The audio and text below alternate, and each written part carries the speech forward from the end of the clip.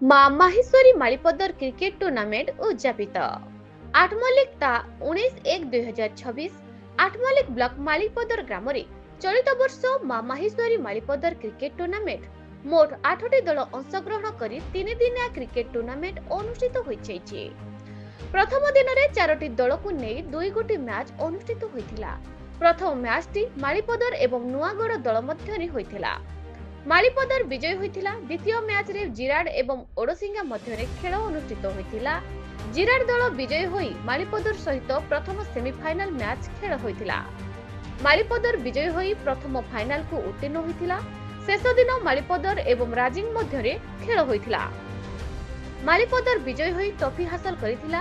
ଉଦ୍ଘାଟନ ଉତ୍ସବରେ ବିଜେପି କର୍ମୀ ସୁଶାନ୍ତ କୁମାର ସାହୁ ଯୋଗଦାନ କରିଥିଲେ।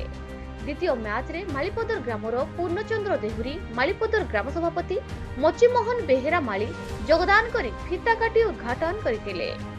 ଶେଷ ଦିନରେ କ୍ୟାପ୍ଟେନ ଶାରଦା ଦାସ, ସାମ୍ବାଦିକ ମେହମୁଦ ଖାନ, ଯୁବ ସାମ୍ବାଦିକ Bishwabijay Shadangi, man of the series Supriya Behera Mali, man of the match Narendra Badamali, best bowler Kanha Biswal, umpire Litu Gupta, Yugad Badamali, Sanjay Badamali, Yashonil Parida प्रमुख उपस्थित रही खेलाड़ीमानकु ट्रफी प्रदान करथिले।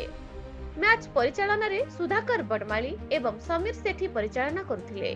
मालीपदर क्रिकेट टीम रो सदस्य सुमन, मुन्ना, चंदन, शिवानंद, कृष्णा, शिबू, दीपक, बादल, दिनेश, बाबू, सिद्धू एवं समस्त प्रकार साहाय्य सहयोग करथिले।